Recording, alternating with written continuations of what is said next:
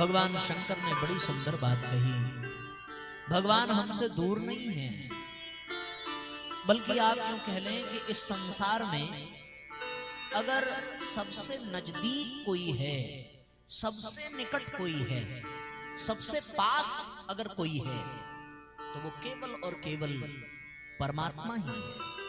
बाकी सब हमसे दूर हैं, परमात्मा हमारे पास है। इसका प्रमाण भगवान शंकर दे रहे हैं। जैसे आप सब लोग वहां बैठे हैं, हम यहां बैठे हैं, तो हमारे आपके बीच में इतनी दूरी है ना।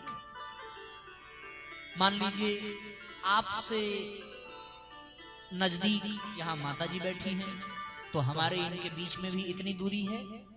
कोई छोटा सा बच्चा आवे और वो आकर के हमारी गोद में बैठ जाए, तो हमारी गोद में बैठ जाए, तब भी बच्चे और हमारे बीच में कुछ तो दूरी है। भले ही वो इतनी ही दूरी हो, पर दूरी तो है। लेकिन परमात्मा से इतनी भी दूरी हमारी नहीं है। क्यों? क्योंकि परमात्मा बाहर है ही नहीं, परमात्मा भीतर हमारे अंतःकरण में, हमारे हृदय में बैठा है। और अंतःकरण में, हृदय में परमात्मा के सिवा और कोई जा ही नहीं सकता, क्योंकि उतना सूक्ष्म कोई है कहां, परमात्मा है। हम दुनिया वालों से भले कह दें कि तुम हमारे दिल में रहते हो, तुम हमारे जिगर के टुकड़े हो, ये बात कहने में तो आती है, पर वास्तव में कौन दिल में है? अगर दिल में हो तो क्या उसे कभी दिल से निकाला जा सकता है? बताइए। लोग बचपन में बच्चे को कहते हैं ये जिगर का टुकड़ा है, पर जिस दिन वो जिगर का टुकड़ा हमें अपमानित करके घर से निकाल देता है, उस दिन तो वो चित्त से उतर जाता है, उस दिन तो वो दिल से निकल ही जाता है। कोई कितना भी दिल में बसा हो, ये बात केवल कहने की है। वास्तव में अगर दिल में कोई है, वास्तव में अगर कोई हमारे अंतःकरण में है, वास्तव में कोई अगर हमारे भीतर विद्यमान है, तो वो साथियों केवल और केवल परमात्मा ही है। बाकी सब बाहर हैं, लेकिन परमात्मा ही भीतर है। ईश्वर सर्वभूतानां हृदय से अर्जुन तिष्ठति। ईश्वर हृदय में विराजमान है, ऐसा भगवान ने गीता में कहा है।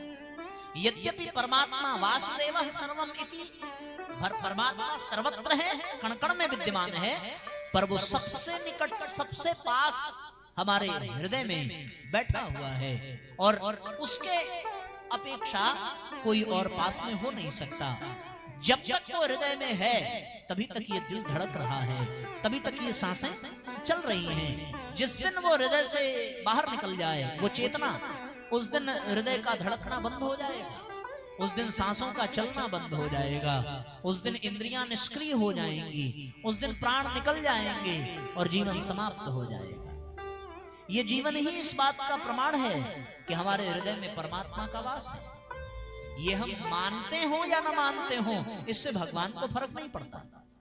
ये हम स्वीकार करें तो लाभ हमें ही है, और ये हम स्वीकार न करें तो नुकसान भी अपना ही है। इसलिए ईश्वर बहुत निकट है, ईश्वर बहुत नजदीक है। और फिर इसी बात को शंकर भगवान ने कहा कि हरि व्यापक सर्वत्र समाना, सदैव सर्वत्र है भगवान, पर वो हमारे हृदय में है। क्योंकि प्रेम ते प्रकट होई मैं जाना, प्रेम से ही परमात्मा प्रकट होता है। और प्रेम कहाँ होता है? क्या कोई प्रेम दिमाग से कर सकता है? क्या कोई प्रेम वाणी से कर सकता है? क्या कोई प्रेम हाथ पैर से कर सकता है? ना, प्रेम तो जब भी होगा हृदय से ही होगा, अंतःकरण से ही होगा। प्रेम का स्थान हृदय में है, और प्रेम ही परमात्मा है। रसो वै सह, परमात्मा ही प्रेम है, प्रेम ही परमात्मा है। जहां प्रेम है वहां परमात्मा है, जहां प्रेम है वहां परमात्मा का वास है। इसलिए साथियों, हृदय में ही प्रेम का वास है, हृदय में ही परमात्मा का वास है। प्रेम से ही परमात्मा को प्रकट किया जा सकता है। परमात्मा को और किसी भी विधा के द्वारा कभी नहीं पाया जा सकता। हर स्थान पर, हर काल में, हर कण में उसका निवास है, पर उसे प्रेम से अनुभव किया जा सकता है। प्रेम से, जहां प्रेम की भावना जागृत हो जाए, वहां परमात्मा का दर्शन हो जाएगा। ये आप जान लीजिए। छोटे से पौधे में प्रेम का भाव जगे तो वो पौधा हमारे लिए पूजने के योग्य बन जाता है। दुनिया में बहुत सारे पौधे हैं कि नहीं है, लेकिन जो प्रेम तुलसी के पौधे से हमें है वो किसी और पौधे से है? तो भगवान तुलसी के पौधे में दिखते हैं, भगवान की हम पूजा करते हैं ना तुलसी मैया में। आप विचार करके देखिए, जो प्रेम गाय से है वो प्रेम क्या किसी अन्य पशु पक्षी से है? लेकिन गऊ को हम माता कह रहे हैं, क्यों? क्योंकि गऊ में हम प्रेम का भाव अनुभव कर रहे हैं। आप कल्पना करके देखिए, जिस पानी तो बहुत है पर जो प्रेम गंगा के जल में है वो किसी और जल में है? अगर गंगा के जल में वो प्रेम है तो हमें गंगा जल में ही परमात्मा मिल जाएंगे। सारा खेल साथियों प्रेम का है। प्रेम का निरूपण जिस स्थान पर हो जाए वही परमात्मा का दर्शन हो जाएगा। सामान्य सा पत्थर अभी जमीन पर पांव से ठोकर लग रही है, कभी वो पत्थर इधर लुढ़क रहा है, कभी उधर लुढ़क रहा है। किसी ने उस पत्थर को धोकर चमका दिया, उस पर तिलक लगा दिया, उस पर कुछ अक्षत पुष्प सुपारी चढ़ा दी और 2-4 अगरबत्ती लगा दी। अब आपने उस पत्थर को देखा, ये वही पत्थर है जो पांव से ठोकर खा रहा था, पर अब उसी पत्थर में प्रेम का भाव जग गया तो उस पत्थर में परमात्मा का दर्शन होने लगा। प्रेम से ही परमात्मा की प्राप्ति होती है। ये प्रेम का ही दर्शन गोपियों ने अपने चरित्र से कराया है। ये प्रेम का ही दर्शन मीराबाई अपने पदों में कराती हैं। इस प्रेम का ही दर्शन हम सबको रामकृष्ण परमहंस की भक्ति में मिलता है। इस प्रेम का ही भाव उद्धव में जागृत हुआ तो उद्धव दीवाने हो गए। इस प्रेम का ही भाव शबरी में जगा तो वो सैकड़ों वर्षों तक राम की प्रतीक्षा करती रही। इस प्रेम का भाव अर्जुन में जगा तो वो अर्जुन भगवान के चरणों में समर्पित हो गए। यही दिव्य प्रेम का भाव हनुमान जी में जगा तो वो राम के भक्त शिरोमणि हो गए। जहां प्रेम जागृत हो जाता है वहां परमात्मा को आना ही पड़ता है। प्रेम से ही परमात्मा की प्राप्ति होती है। जहां प्रेम है वहीं परमात्मा है। हरि व्यापक सर्वत्र समाना, प्रेम ते प्रकट होई मैं जाना। केवल प्रेम से ही परमात्मा को पाया जा सकता है। यशोदा ने पाया तो प्रेम से, देवकी ने पाया तो प्रेम से, भक्तों ने पाया भगवान को तो केवल और केवल प्रेम से ही पाया। प्रेम से ही परमात्मा की प्राप्ति होती है। इसलिए परमात्मा सर्वत्र है। मन में प्रेम जग जाए, और वो प्रेम प्रदर्शन वाला प्रेम नहीं, जैसा प्रेम आजकल समाज में फैला हुआ है। शरीर का आकर्षण प्रेम नहीं है। प्रेम में स्वार्थ नहीं होता। प्रेम में पाने की चाहत नहीं होती, प्रेम में लुटाने की चाहत होती है। प्रेम में आकर्षण नहीं, प्रेम में समर्पण होता है। समर्पण जहां हो वो प्रेम है, आकर्षण जहां हो वो प्रेम नहीं, वो वासना है। वासना और प्रेम में यही अंतर है। वासना मांगती है, लेना चाहती है, पर प्रेम लेना नहीं, देना चाहता है। वासना आकर्षित होती है, प्रेम समर्पित होता है। वासना पतन की ओर ले जाती है, पर प्रेम हमें परमात्मा की ओर ले जाता है। वासना से जीव संसार के जगत के दलदल में फंसता जाता है, पर प्रेम से वो जगदीश के चरणों में समर्पित हो जाता है। इसलिए साथियों, सच्चा प्रेम जीवन में जग जाए, और वो प्रेम जिससे हो जाए उसी में परमात्मा दिख जाएंगे। जैसा कि अभी हमने आपको बताया, वो प्रेम किसी पशु में हो जाए तो वो पशुपतिनाथ उसमें प्रकट हो जाएंगे। वो प्रेम पत्थर में हो जाए तो वो पत्थर ही परमात्मा बन जाएगा।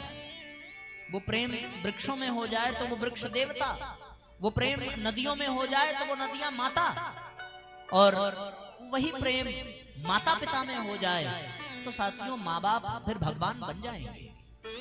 जो प्रेम श्रवण कुमार का अपने माता पिता के प्रति था, जो प्रेम भगवान राम का अपने पिता के प्रति, अपनी माता के प्रति था, जो प्रेम भाई के प्रति भगवान का है, वो प्रेम जग जाए तो भैया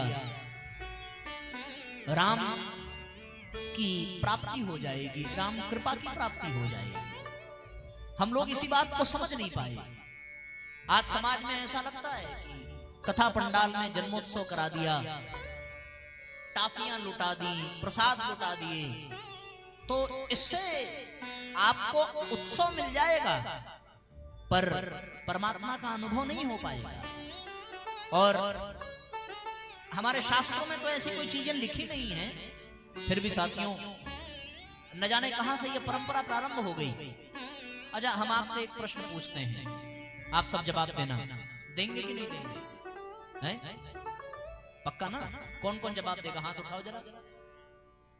केवल 2-3 लोग, बाकी लोग नहीं देंगे। हमारा एक प्रश्न है, प्रश्न ये है साथियों कि कोई चीज फेंक करके किसको खिलाई जाती है? हा? जिसने हाथ उठाया उसने तो जवाब दिया नहीं, मैया ने हाथ नहीं उठाया उसने जवाब दिया। एक प्रश्न का जवाब दिया कि हाँ, कोई चीज फेंक करके प्रायः जानवरों को ही तो खिलाते हैं, किसी मनुष्य को हम कोई चीज फेंक करके खिलाते हैं, सामान्य चीज नहीं। अच्छा, वो प्रसाद हो अगर तो प्रसाद फेंक करके खिलाया जाता है। और आजकल कथाओं में ऐसा प्रचलन हो गया है कि वो प्रसाद के नाम पर सारी चीजों को ऐसे लुटा लुटा करके फेंक फेंक करके खिलाते हैं। वो कहते हैं भैया प्रसाद बरस रहा है, इसको लूट लो। और लूटने में लोग लड़ते भिड़ते गिरते पड़ते, और तब जाकर के 1-2 टाफियां मिलती हैं। लोग सोचते हैं यही भगवान का जन्म है। अगर ये ना हो तो जन्मोत्सव का मतलब नहीं। आप बताओ, क्या ऐसे फेंक करके किसी को प्रसाद देना चाहिए? प्रसन्नता में फूल बरसाए जाते हैं, देवता पुष्प वर्षा करते हैं, आशीर्वाद अनुग्रह की वर्षा होती है, लेकिन प्रसाद को ऐसे फेंक करके नहीं। ये प्रसाद आप अब यहाँ प्रेम का अभाव है। अगर प्रेम हो तो उसी प्रसाद में अगर टॉफियां ही बांटनी हैं तो टॉफियों को लीजिए, छिलका उतारिए और प्रेम से किसी के मुंह में डाल दीजिए। ये प्रसाद है कि फेंक करके टॉफियां दे देना, ये प्रसाद है? आप बताओ, विचार करो। क्या कथा के पंडाल में मनुष्यों को यह व्यवहार शोभा देता है कि वो खाने वाली चीजों को उठा उठा के फेंकें और लोग प्रसाद के नाम पर उसको लूटने के लिए दौड़ पड़े, गिरे पड़े, चोट चपेट लगे? ये वितंडावाद हमारी कथाओं में हो रहा है, ये देखा जा रहा है समाज में, और ये बड़ी दुर्दशा है समाज की। न जाने कौन से बुद्धिमान प्राणी ने इन परंपराओं का शुभारंभ किया। ऐसी हमारे यहाँ प्रसाद बिठा करके परोस करके खिलाने की पद्धति थी। कहीं कहीं ये पद्धति आज भी है, पर प्रायः जहां अधिक भीड़ हो, अधिक संख्या हो और अधिक लोग अपना प्रचार प्रसार करने के लिए इन बातों को प्रश्रय देते हैं, पर इससे समाज का भला नहीं है।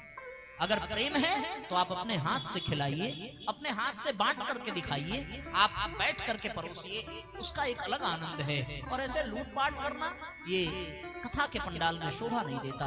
ये एक मर्यादा का पंडाल है। भगवान के लिए हम बैठे हैं, भगवान की मर्यादा, भगवान के अनुशासन में हम सभी बैठे हैं, तो इस अनुशासन का पालन हम लोगों को करना चाहिए।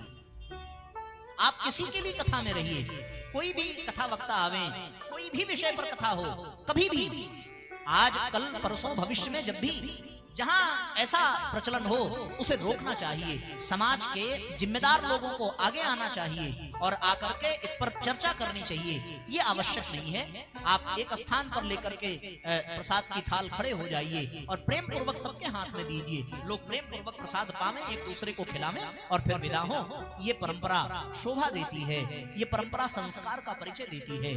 प्रसाद को फेंक करके खिलाना, लुटा करके खिलाना, कोई माखन मिश्री लुटाने लगे तो किसी के नाक पे गिरे, किसी के बाल पे गिरे, किसी के चेहरे पर गिरे, मुंह में जाएगा, क्या फायदा?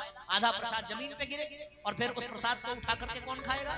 इसलिए जहां प्रेम होगा वहां ऐसी परिस्थिति देखने को नहीं मिलेगी।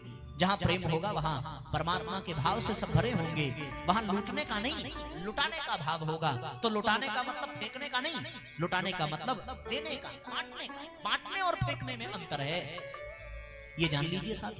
प्रसाद वितरित किया जाता है, बांटा जाता है, फेंका नहीं जाता।